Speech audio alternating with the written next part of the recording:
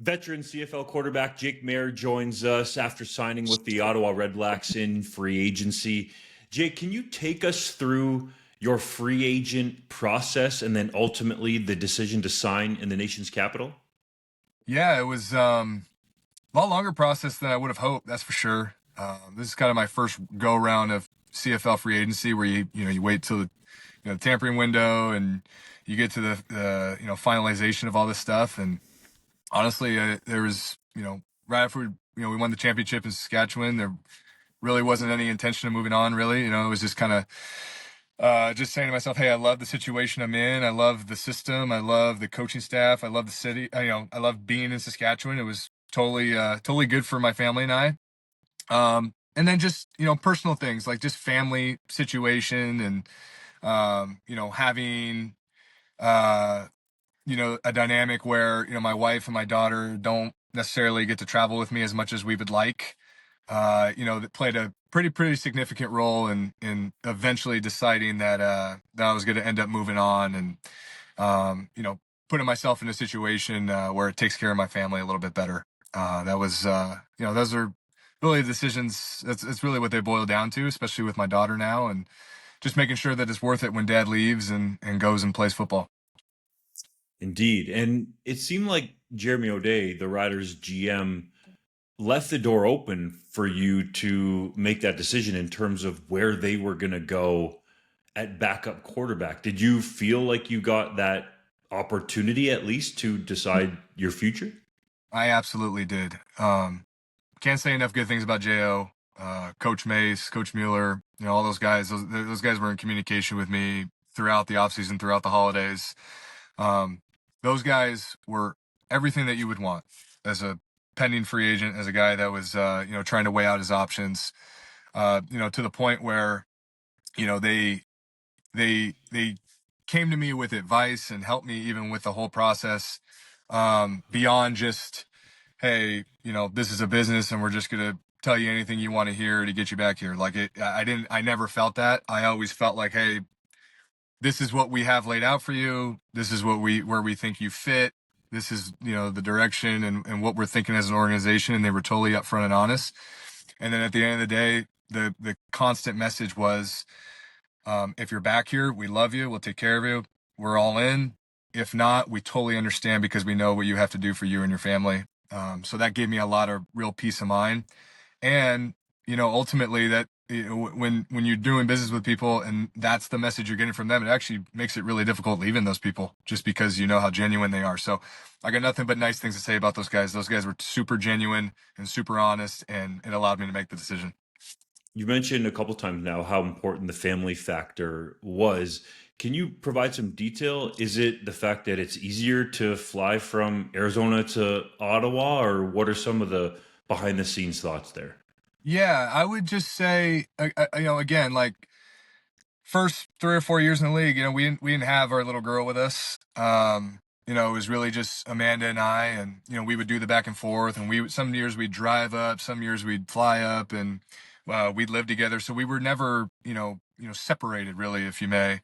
Things have changed over the years with our daughter now, and Amanda's getting into her nursing program, and she starts that up really soon. So last year was really the first go round of like, okay, dad's going to go do his thing and go handle business and continue his dream plan. And, Amanda stayed back to do her schooling, and we want to make sure that, life's pretty normal and pretty easy for our daughter too. So, she grows up around her grandparents, and, she's not being around all, different cities constantly. So we're trying to keep life as simple as we can for her. And I think, the Ottawa situation, just with the deal that was presented and, the dynamic that we're going to walk into, it's a situation that does take care of my family better. And I think, you get to certain stages of your career where that really does matter. And, the CFL, you really do consider it year to year, and you want to make sure that, you set yourself up, for those next 12 months, appropriately. And again, it was a lot of conversations with Amanda and I, and it just felt like, as tough of a decision as it was, ultimately we feel pretty dang good about it. If I'm reading between the lines, there was a financial factor here because Ottawa did make you the highest paid backup quarterback in the league. So am I right about the financial aspect? Yeah, I think it's totally fair to say that it played a role for sure. And it's again, it's just a good situation to walk into. With knowing Coach Dinwiddie over the years, and kind of his role, and me even being in Canada to begin with, I've always respected him from afar. We've had our we've had our battles against each other. I don't want to say I completely know, but I have a good idea of what he's about. And we shared a college coach. He when he was at Boise and when I was at UC Davis. So we have a little bit of background, a little bit of ties to each other one way or another. And I do know that he's always believed in me. And I felt that same belief from Burke as well. And again, it's just you know leaving Saskatchewan, not an easy decision. But where we're going, and what the deal that they presented, and kind of how they want to see this thing fit. Ultimately, it was way too good to pass up. Who was the college coach that you shared with Ryan Didwitty? Yeah, so we both played for Coach Hawkins. So Dan Hawkins when he was at Boise State, and then he was with me at Davis, and he has some CFL ties as well. Definitely. That's a unique connection between you, Yeah. Hawkins, and Dinwiddie. Yep. And Jake, if you can sort of take us through what it was like for you in the window. Was it Ottawa from the jump? Did they come after you very quickly? Were other teams in the mix? If so, who were they? And just what was that whole process like? Yeah, I would say when we got to the window, it was pretty quick. Just like you kind of have an idea, like when you kind of crystal ball and kind of just look at the landscape of the league, when you're dealing with these positions, especially quarterback, what might be out there. And they were kind of the first ones in that window to reach out. And I've never been a guy that, you know, overly plays the field in terms of like, oh, let me try to hear from, 5, 6 different teams. It was just, hey, who has the most interest? And it was absolutely Saskatchewan and Ottawa.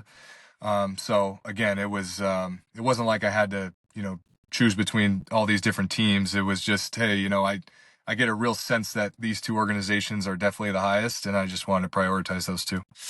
It seems like another one of your priorities was the potential path to playing time. And some people would look at it multiple different ways. You could have been the heir apparent in Saskatchewan to Trevor Harris, but you also signed a 1 year deal in Ottawa. So, depending what happens with his career, there's a possibility to go back to Saskatchewan, but you go to Ottawa. So, how did that possible playing time factor play a role in your decision? I mean, it, it, you you can say that for sure. I mean, but at the end of the day, I mean, who the 9 guys in this league are, and they're all great players. And backing up Trevor Harris was awesome in itself as well. And I remember being there, thinking like, man, I got a lot to learn from this guy. And the vibe that I got, just being there is like, man, this is Trevor Harris's football team, and he deserves everything that's come his way. And hopefully he plays for a while, and he continues to do his thing and stays healthy and feels good about playing ball still. So yeah, again, like, if you try to crystal ball too much about like, oh, well, if I go here and then I go here, I might increase my likelihood of getting on the field. I've really started to view the CFL as really a year to year thing. And it's like, as long as you come prepared and you show up and you put in the work and you prove to your teammates and your coaches that you're capable of being on the field, um, then the rest is out of your control anyway. So just being the best I can possibly be. And, Ottawa is going to get that from me. So, whatever happens, over the course of the season is going to happen. That's going to run its course. But again, I just felt like the deal that was presented, the family aspect of it, and just really viewing this thing as a year-to-year process, which is something I've kind of viewed the CFL as over the years of being a part of it. This is just where I landed. Was Ottawa clear with you in terms of the plan at quarterback? Did they tell you that Drew Brown is the starter and that you'll be the backup, or could it be a competition in training camp leading into week one? Yeah, I mean, the message I got was the message that you hear from all most general managers and most head coaches is that there's two quarterbacks on CFL teams, man.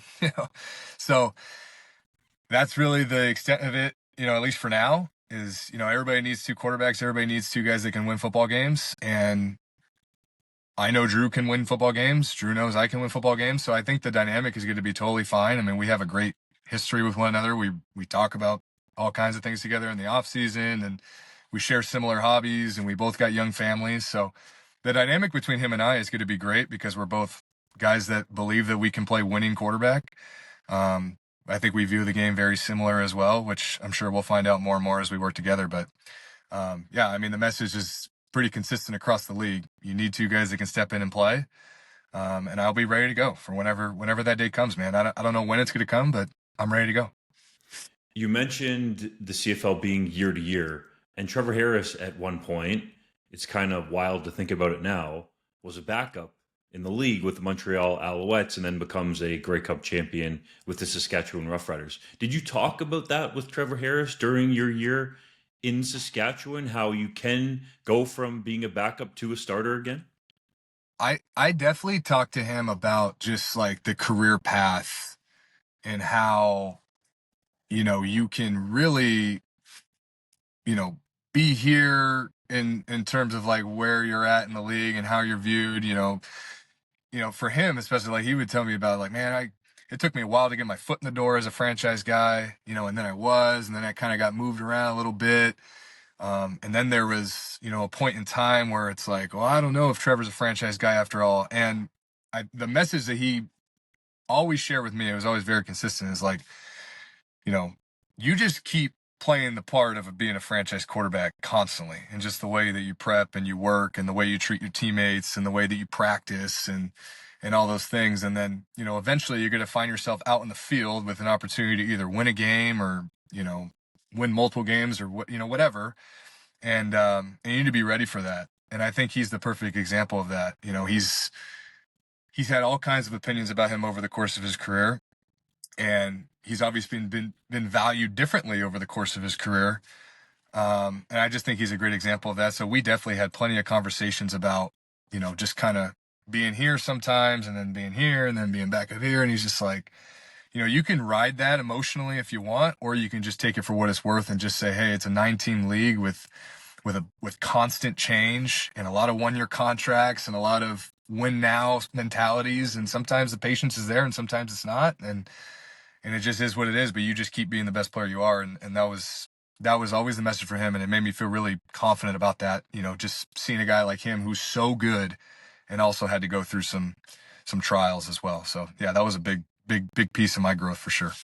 It seems like a simple slam dunk question, but Jake Maier obviously would like to be a starter in the CFL again, correct? Absolutely. Yeah, absolutely. And I've never felt like I've lost that ability or lost that, being that caliber of player.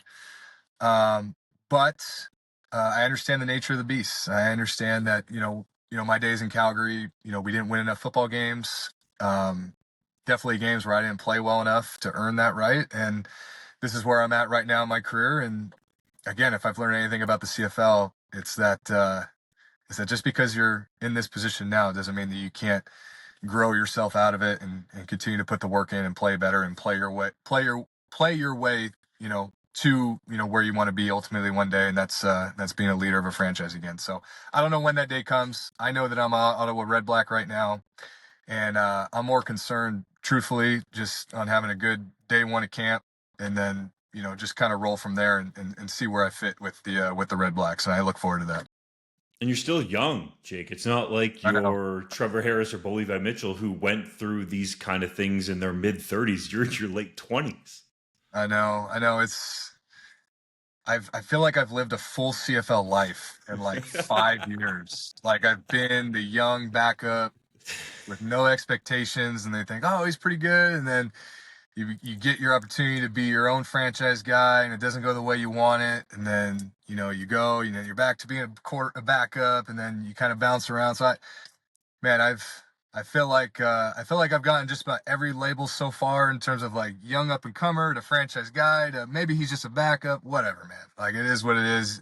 People can label however they want. I feel pretty good as a player, and I just look forward to just earning trust of teammates again, and just trying to be as best as I can for those guys. You took over for a future Hall of Famer in Calgary, spent a year behind another future Hall of Famer, at least in my opinion, in Trevor Harris in Saskatchewan. Are they alike at all behind the scenes in their preparation styles, or are they just completely different? Here's what I would say, like in terms of things that alike, um, both are highly revered by their teammates. Like just like the respect level for both of them is really, really high and genuine and easy guys to follow, I'd say, in terms of like their similarities. Another similarity would be just hyper competitive. Like can't do anything, you know, just for fun or just, whatever. Like it has to be competitive and they don't like losing and they're gonna make sure in their own way that they are competing to the best of their ability because they don't like losing ever. Um, in terms of their prep, they're different. In terms of yeah, like personality is definitely different. But those two similarities for sure. And I think when you're playing quarterback, if those are the two things that those two guys have in common, then you're on the right track. And that's why, to your point, that they're Hall of Famers, because they're super competitive and they're super easy to follow. They're great leaders, like um, easy to play with. Like that goes a long way in professional football, man. So they got that going. Jake, you were one of, I believe, four Saskatchewan Roughriders, former riders, to go to the nation's capital. AJ Allen, CJ Rivas, Habakkuk Mm-hmm. Baldonado being the others. Were you guys talking about this when the window opened that you were all perhaps going to end up there? Man, no. To be honest with you,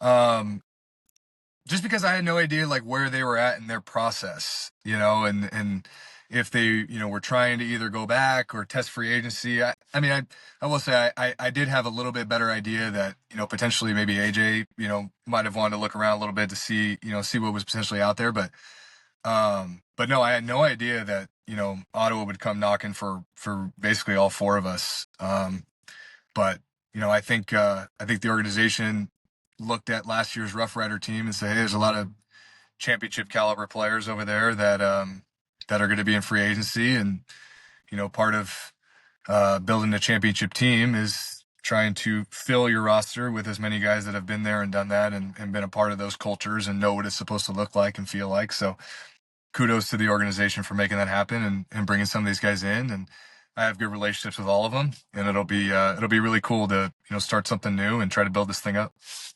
As a quarterback, Jake, when you look at a receiving group like what the Ottawa Redblacks have across the board, Eugene Lewis, Justin Hardy, Aiden Eberhardt comes over in free agency, Khalil Pimpleton, Keelan White, those are the likely starters for this group, plus some of the talented backups behind them.